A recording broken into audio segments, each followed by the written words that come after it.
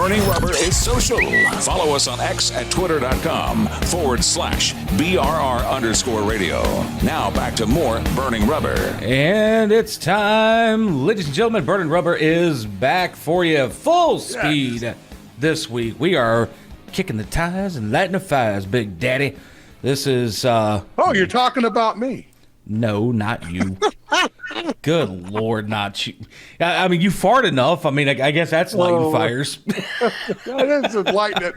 Don't light the fire when that happens and burn the place down. Yeah, right, exactly. Hey, man, it's Burning Rubber Radio back on Daytona 500 week. We've got cool stuff. And our new format, of course, 30 minutes. We're down from an hour. And, of course, we got all kinds of stuff. NASCAR chef John Dix isn't with us this time, but he will be with us later this week as our Friday segment, correct? Fingers crossed if he hadn't totally just, like, run away on vacation. I think he said he had to run away on vacation, but I don't know. He wanted to get away from Andy, so. Yeah, I don't know. Hey, I heard he was out there hunting with Greg Zippindelli. So, hey, if that's the case, he can bring us back some deer. Yeah, that'd be cool. But on that note here, folks, 30 minutes starts today on Monday when you're hearing this, or throughout the week. It's going to be all over the YouTube, Facebook, Instagram, X, Rumble. We're also going to be podcasted as well, so you'll be able to find us on Apple Podcasts as well as Spotify. And so some really good stuff there. Now, 30 minutes, again, is the first show of the week. We do have a grand total of an hour's worth of content for you every single week on the podcast. So we are technically still the fastest 60 minutes in motorsports. That's right. Just with a couple of pit stops. And there you go. And but we're going to dig right on in here. News of the week that we got to get in here for you this week. The biggest stuff we're going to talk about, folks, the Hall of Fame was this past weekend, and right before Super Bowl Sunday, which, by the way, folks, if you had money on Philadelphia, you won big. I know you did. Stinking dirty birds. Hey, trust me, I'm happy to see them beat KC any day of the week, but that's just me. Yeah, you should have seen downtown Philadelphia. I believe it. But the Hall of Fame this past weekend down in Charlotte, North Carolina. Of course, we know the Carolina Panthers ain't going to do nothing, so hey, might as well have the Hall of Fame here, right? And but Carl Edwards, along with Ricky Rudd and Mr. Booty himself, they were inducted into the class of 2025 for the NASCAR Hall of Fame. And Andy, I think there was some rumor rumbling that we might see Carl Edwards maybe hop into Kyle Larson's car for some testing. Yeah, the rumor last week going around that Kyle Larson, this course, of course, is going to be running the Indy 500 this year, which this year coincides with North Wilkesboro weekend. Yep. And he, I don't know, jokingly or seriously called out Carl Edwards to come and practice and qualify the number 5 for that event. Now, Willie, I don't know, because Carl said that if he jumped in the car, he'd probably wreck it, but he didn't say no. He got interviewed walking into the Hall of Fame about going, and he seemed pretty like it was definitely a joke. Like, it's just getting tossed around, and there's no official word on anything, but he didn't exactly turn it down. Right. He just said that, he hasn't been in a car in a while and it's just going to feel awkward. He's probably not going to be able to work with it right. But you never know. Well, but then again, too, it's a whole different generation car, too. Last time Cousin Carl was in a NASCAR stock car was the, Gen 5 or early Gen 6? And so... No, it was the Gen 6 in 2016. Okay, yeah, so middle Gen 6 then, okay. But either which way, I mean, a whole new generation of cars, so you got to learn the whole ins and outs of the thing all over again. The independent rear suspension, and all the other fun stuff that goes into a NASCAR Cup car nowadays here. But if Cousin Carl were to get back into a Cup car, I would love to see it in Kyle Larson's car because talent knows talent. So. Edwards, and good Larson. Equipment knows good equipment. That too, yeah. I mean, but then again, it's Hendrick. I mean, we got our boy GT over there working on those cars now. So right. you're guaranteed even better equipment, in my opinion. That's the truth, with Jeremy Taylor, we love you, buddy. We're so proud of you over there at Hendrick. You keep doing your thing there. Yep, keep doing the thing, brother man. We are super proud of you. All right, moving on here. No other bits of news that we can touch on this week here. And Andy, didn't you say you were down at New Smyrna this past weekend? No. What? Don't know where you got that, man. No, that's a load of crock. You said you were going to be there this weekend. No, the 23rd of March on my birthday is when I'm going to go take a ride with Jeffrey Earnhardt. Yeah, and probably blow the oil pan out of another race car, but... Ride, not drive. Yeah, because nobody wants you to be driving anymore. No, not after that. Especially Kyle Busch said, get your ass out of the front seat of my car, son. You know what? Speaking of Kyle Busch, other racing that's going on down in Florida, U.S. Legend Cars' Winter Nationals going on, and after 22 long years...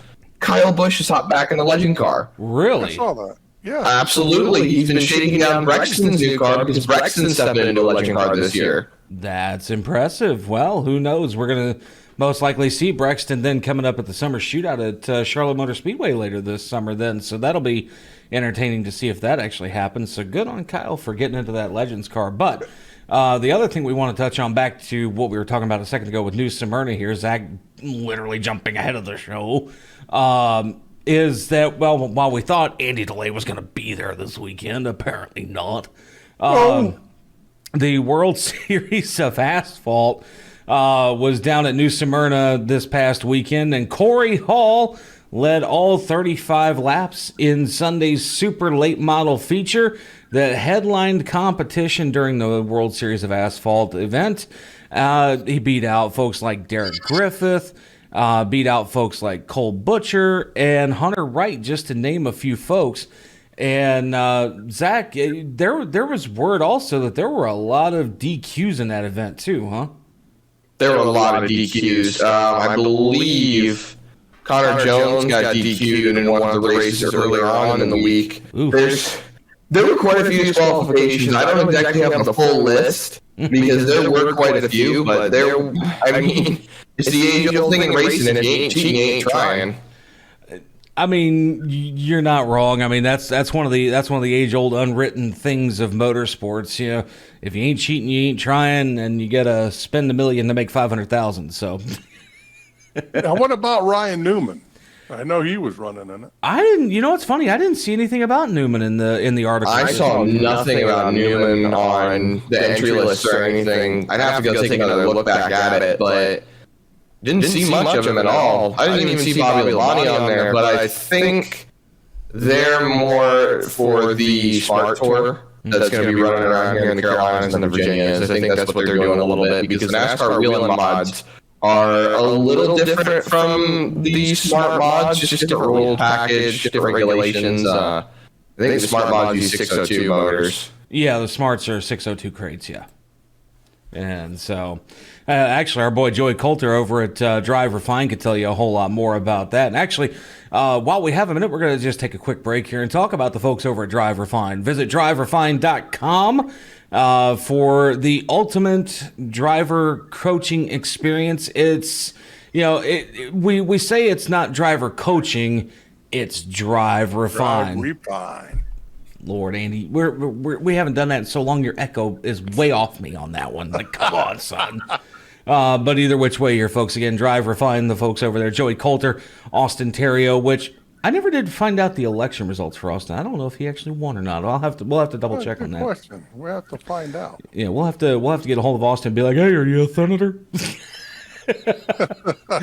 But either which way here, folks, again, driverefine.com. Go over there today if you are in any form of motorsports, whether it be virtual or real world racing. Joey Coulter and the team over there will work with you to make you a better driver and work better with your crew chief as well as your spotter and your teammates. Again, driverefine.com, driverefine.com. Check them out today. And getting back into the news here, and Nice Motorsports, once again, Andy, they are going to field not one, not two, but 4 entries in the NASCAR Craftsman Truck Series this season. And the fourth part-time entry, which will be the number 41 Chevrolet Silverado RST, features a various blend of both youth and experience among their drivers this year. Okay. Bailey Curry is set to return as a driver for the number 41. And Curry, who has made 48 starts for the team since 2019, is coming off an 18th place points battle this past season in his first full-time opportunity.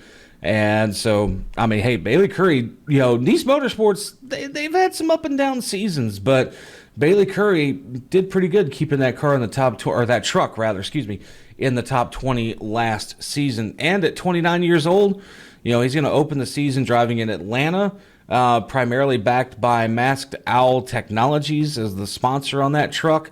So we'll have to see what Curry can do again this year. Now, another very familiar name, speaking of the experience that we're going to have jumping into this truck, Ross Chastain is scheduled to compete at Homestead, Miami, Charlotte Motor Speedway, Michigan, Lucas Oil, Indianapolis Raceway Park, and Watkins Glen in that truck this year coming up. And so that'll be good to see old Watermelon Man getting back into a Craftsman truck for a little bit of fun. And then the last one here, and this is where we get to the youth portion of this ride, Phil Gould. He will round out the number 41 lineup for Nice Motorsports. Gould, at 19 years old, made his Truck Series debut at the Milwaukee Mile in Wisconsin last season in 2024, and later drove in one additional start at Martinsville, and normally is a late model stock competitor in the NASCAR Advanced Auto Parts Weekly Series. All right, so he's about as well known as our co-host over here, Zachary Mertes, and Mertes! Whatever. So anyway, Zach, we need to find you some money and get you out of the Legends and get you into the Truck Series, buddy. We're working on it. I'm trying, man. Need more money. I got so many people walking up to me saying, "Oh, it must be nice to have daddy's money so you can go drive a race car." Well, I mean, it would be nice to have some daddy's money. Well, you're taking the Brad Keselowski route of things, man. You're actually footing the bill yourself to make things happen in the beginning. Most of the time, about 80% of the time, I'm footing the bill. Oh, wait, now, hold on a second. Wait, I got to ask him this. We were talking about the summer shootout earlier, and of course, Zach, you got a few of the millions of Burning Rubber Radio dollars behind you this year. Millions? See. Wow. Look, we're going to ask you, are you going to be running in the summer shootout in the Burning Rubber Radio entry? No. That sucks. Summer shootout is on the tentative schedule, but I will not be able to run it unless I have like a really big sponsor to come on and sponsor the whole thing. It's so much money to run the summer shootout. Yes. Wayne, reach into your deep pockets, brother. Do you know how much money it costs to run the summer shootout? It costs so much money that I'm still paying it off, and it's February of the next year. No. See, now when Andy's talking about us reaching into the deep pockets, this is kind of where we're at here. Hello, darkness, my old friend. Like, all I see is darkness down there. Like, that's all I see. Oh, yeah. Oh, I was like, all right, I'm waiting for one of your million sound effects. Wayne, I don't know why I would expect to see darkness in your pockets. I'm expecting dust bunnies and Cheetos. You got that one. You break out Butley for that. Oh, my Lord. Oh, my God. No, there's no Cheetos in there. There's not even dust bunnies. It's darkness because it's literally empty in there. Anyway, back on track. I love Burning Rubber Radio, how we always go down the rabbit hole. Yeah, here. right. Speaking of going down the rabbit hole here, and more people getting back into rides for 2025 here. Lane Riggs, Andy, our buddy, Scotty Riggs, his kid, has been confirmed to return back to Front Row Motorsports and confirmed for the number 38 truck for 2025. All right. good job, Lane. Looking forward to seeing him. He did a great job last year putting that truck up in the top 5, top 10. And he showed up at the end of the season. He was clocking off wins. Yeah, he really did show up at the end of the season. So, and folks, you'll be hearing me talk about Lane Riggs and all the rest of the folks in the Craftsman Truck Series. Dang it, Wayne! I want to call it Camping World still. Yeah. Truck Series anyway on superfastmotorsports.com. Of course, I'm a staff writer over there now. So wait a minute, Andy. I believe they're called Seriously Fast, aren't they? that's what I said. Seriously Fast Motorsports. Yeah, sure you did. We'll forgive you this time, but I think shifting gears here a little bit while Andy tries to figure out his grammar and punctuation, I think we're missing the big picture of what we're mainly supposed to be talking about here, gentlemen. The Daytona 500 is coming up. Yes. Yes, it is. We got the duels on Thursday. Mm-hmm. We got the ARCA and the Truck Series race on Friday. We got the Xfinity Series race Saturday and the Daytona 500, baby, on Sunday. The entry list is stacked, gentlemen. It is stacked. There, I believe, if I'm not mistaken, there are 8 part-time entries that are running that are non-chartered, including the likes of Jimmy Johnson, Martin Truex Jr., Corey LaJoie, Garrett Smithley in the 66.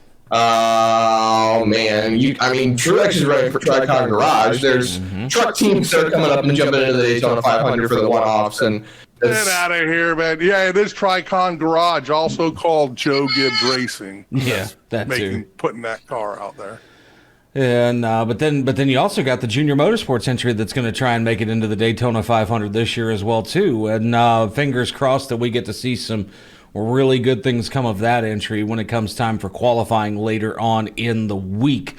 And don't forget Helio Castroneves in the 91 for Trackhouse Racing, who is basically guaranteed to lock in the Daytona 500 whether he qualifies in it or not. Yep. That's crap, but okay. Yeah, it's a garbage rule, but then again, they're when it comes to hard-hitting real opinions here, folks, and NASCAR can hate on us all they want for saying this, the fact of the matter still resides is that in the last couple of years, they have made so many different rules changes that honestly I feel has reduced the level of competition when it comes to NASCAR. And that's just my honest opinion, my honest take. I know these guys probably feel a little bit similar to that, or maybe even dissimilar. Whatever the case might be, that's just my hard-hitting opinion of the week right there for you.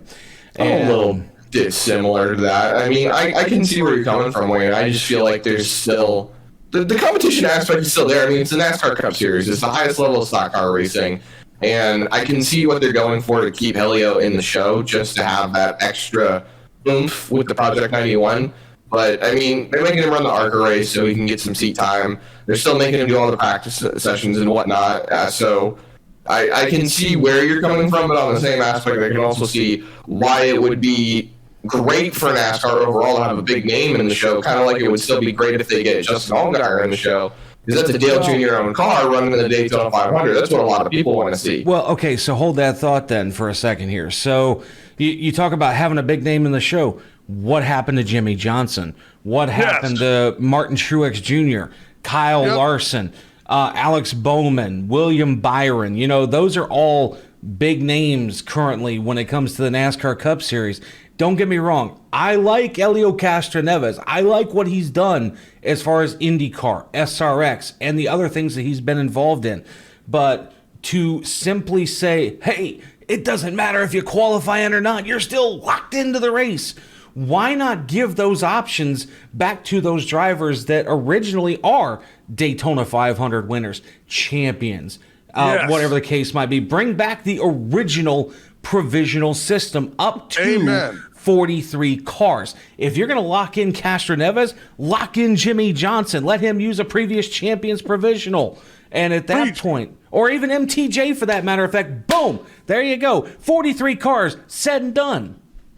Well, keep in mind, 3 of the drivers you did list are already chartered entries and are locked into Daytona 500. Bowman, Larson, Byron, they're locked in. Right. They don't have to worry about the duels. They got charters. But guys like Jimmy Johnson, Martin Truex has never won the 500. You can't take a provisional for that one. And a lot of people in the recent media say Jimmy Johnson's washed up. However, I don't believe that. Jimmy Johnson's a 7-time champion. But that goes back to that. With NASCAR system, you just have to play the game now. Champions provisional, though. Again, a champions provisional of some form, whether it be a actual Cup Series championship, which MTJ has one of those. Jimmy Johnson has 7 of them. Let him use those provisionals at that point.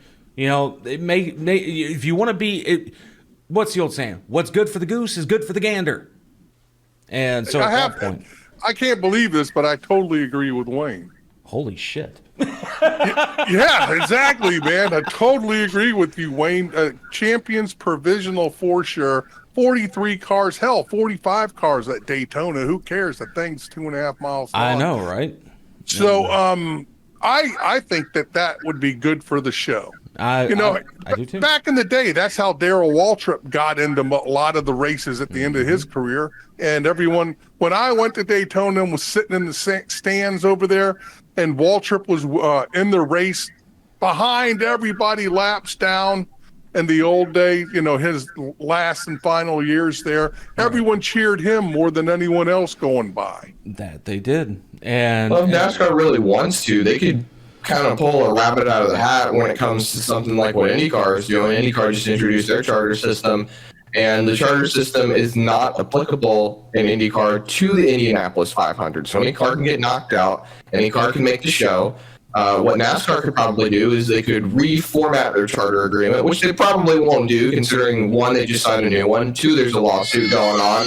So I think one thing that might actually work out well is that they could just take away the charter system for the big name events, for the crown jewel races, increase the car count to 43, and it gives everybody kind of what they want, where they want to see the bigger car count fields, and they can still see drivers either locking in or knocking out into the show for the big name events. There you go. So that would be a great option right there. So Daytona 500, Coca-Cola 600, Pepsi Coke Zero Sugar 400. I almost called it. No. That's not a crown jewel race anymore. Bullshit. It's the end of the regular. The 4 big crown jewel races are the Daytona 500, the Coca-Cola 600, the Brickyard 400, and the Southern 500. Those are always the big 4 crown jewel races that we see in NASCAR Cup Series. Those are definitely the 4 of the crown jewel events. But I still say, because it's the end of the regular season heading into the chase for the NASCAR Cup at that point, is that the Coke Zero Sugar 400 technically is still considered a crown jewel event, in my opinion. Dang, start swinging, boys. Yeah, either way. Let me go grab my bat. Oh, good Lord. Hey, remind me, Andy, to go grab my my little tire checker later on. Oh my God, you guys are going to show up here for these other shows we're doing next week, all black and blue. But anyway. Yeah, either which way here. Speaking of black and blue and needing a little bit of rest here, we're going to take ourselves just another quick little break here for a moment and talk about the folks over at MyPillow. Make sure you go check out mypillow.com/BRR and use the promo code BRR at checkout for a nice discount on your order, as well as free shipping. I still have to clarify that because Andy, for whatever reason, thinks I'm saying something else. Yeah. And it does sound like, but anyway. Yeah, it's like that old Kmart commercial. No, not Kmart. Oh my God. Yeah, Kmart is definitely a thing of the past, sadly, but either which way. MyPillow.com/BRR and use the promo code BRR at checkout for free shipping on your order, as well as discounts on products in the store. Moving on here to the last couple of articles we got to get to for the week and a little bit of news that we can touch on. Speaking of Xfinity, Andy, we were just talking about a little bit ago with the Xfinity race coming up this weekend to kick off their season at Daytona.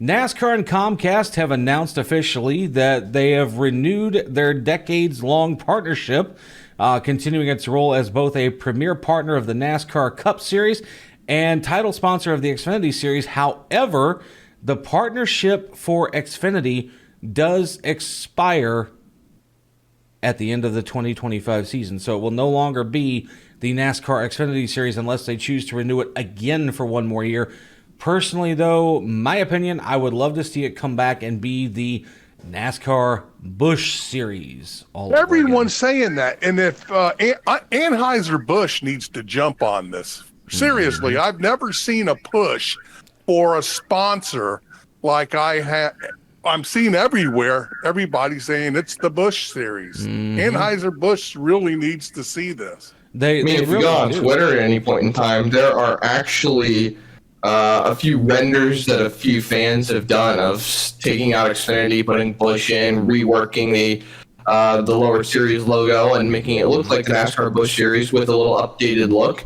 So it's not exactly out of the wheelhouse right now, but Xfinity is still staying on board as a title sponsor for the Cup Series, along with the other three main title partners, and I don't know. The NASCAR fan base is ever changing, toxic and supportive at the same time. So we'll have to wait and see. Yeah, that's. Well, I'm being generous. Would you like me to use some more choice words? I got two names. I can say two things here that'll bring about joy and everyone's ire at the same time. All right, you ready? Within 2 seconds. Earnhardt. Yeah, listen to the cheers. Bubba Wallace. Oh, wow. My gosh. Exactly. Oh my gosh, there's both ends of the spectrum and two names there. So yeah, you're right. It's I mean, personally, and this is just my opinion here. Before we get on to the next piece, is that I would love to see it go back to NASCAR Winston Cup Series and NASCAR Busch Series, and it's already the Craftsman Truck Series, so we've already got our wish there. Bring it back to the three. No, because it was originally Craftsman when it was founded. Yeah, but I like Camping World. I thought that it sounded the best. The Gander Truck Series. Camping World but Andy, there's one thing you're missing here. You're old. It was the Craftsman Truck Series before it was anything else. That's what I'm trying to tell him. I understand that. Doesn't mean I have to like it. Age comes with memory loss. Sears and Roebuck, who was Craftsman back in the days, is no longer a thing, folks. Well, Sears is still a thing, but Roebuck. No, it's not. No, it's been dead for ages. No, whatever. Sears is more so out of business nowadays. You might see a few stores lingering around, kind of like there's only one Blockbuster still around in the United States, but wow, they still have that. But I mean, ironically, that's like there's still only a handful of J.C. Penney's that are still around, or Belk. There's one down the road. How did we get off on this? Anyway, back to racing. Yeah, back to the motorsports commentary here. Rabbit holes are just everywhere. You break your ankles falling into these things around Burning Rubber. No kidding. That's just Wayne letting his inner female show, his inner feminine nature, to go to the mall. Zach, I love you. I love you. Okay. Zach. Oh my God, you are the man.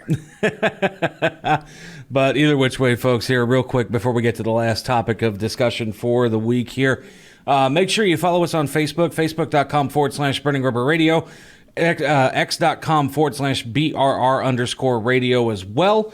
Instagram is also Burning Rubber Radio. TikTok still kind of on the fence about bringing that back. TikTok. Yeah, I was gonna say because we don't know if it's gonna be banned from one day to the next, as far as like availability in the App Store market. So we'll just have to wait and see what happens there before we try to resume that one. Also, YouTube.com, Burning Rubber Radio there. Rumble.com, search for Burning Rubber Radio. Multiple ways that you can get a hold of us here, folks.